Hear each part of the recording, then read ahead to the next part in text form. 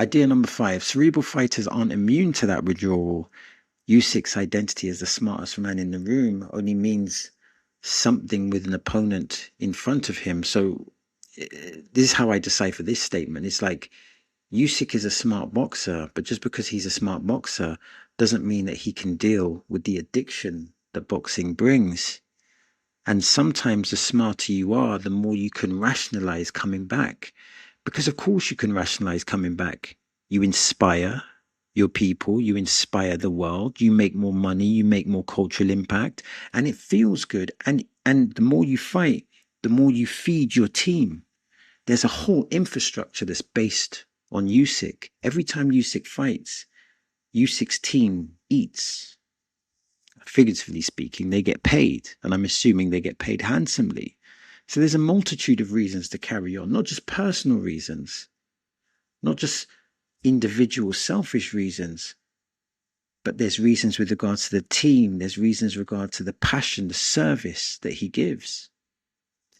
Idea number 6, Dave Allen and Natasha Jones both said losing boxing meant losing their sense of self.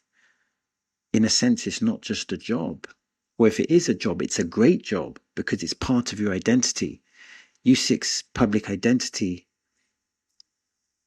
exists in the ring. It's not just money, it's a part of who he is.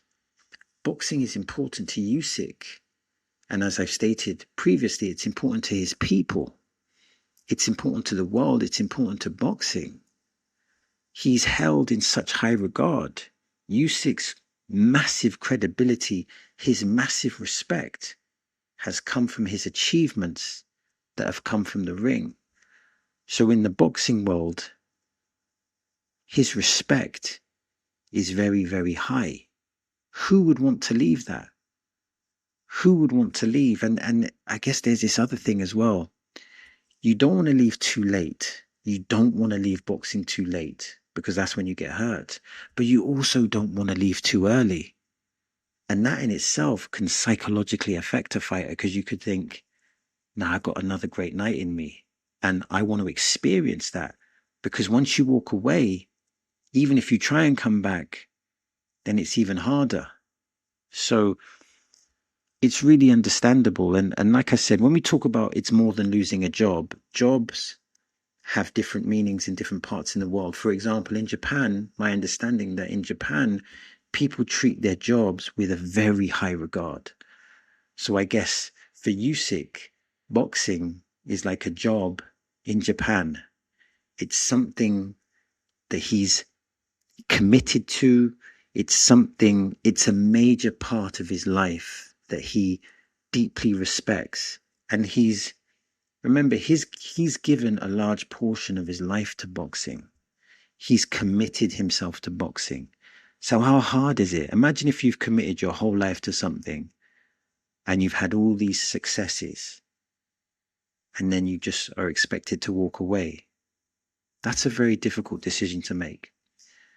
Idea number 7, Eddie Hearn says 90% of his boxers don't earn enough money to pay tax. And Usyk, of course, is in the 1% where continued earning makes walking away financially irrational, even if it's physically wise. Remember, even if you're in the 1%, you have a small window to make lots of money.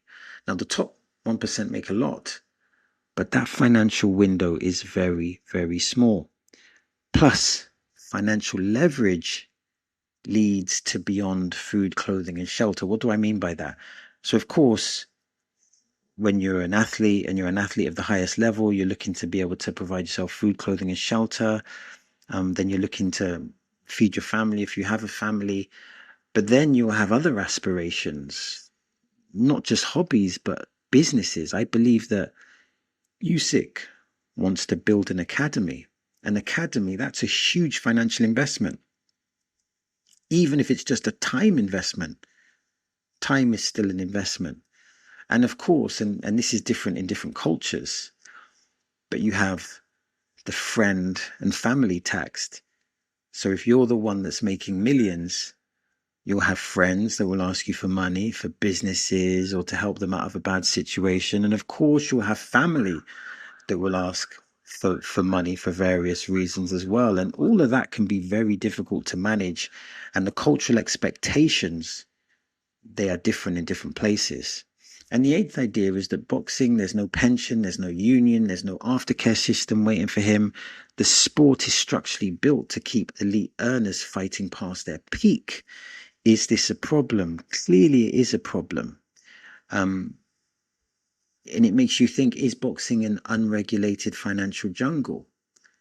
Is boxing educating fighters on finances? You know, does the culture of boxing encourage boxers to get financial education? And do promoters and managers have a duty of care to ensure that their boxers are financially literate?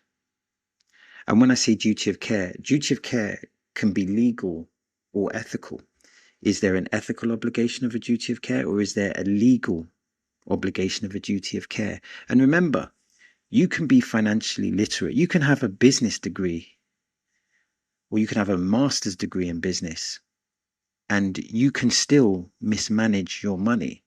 I think people underestimate how hard it is to effectively manage large amounts of money. The bigger the pie, the harder it is to organize the slices.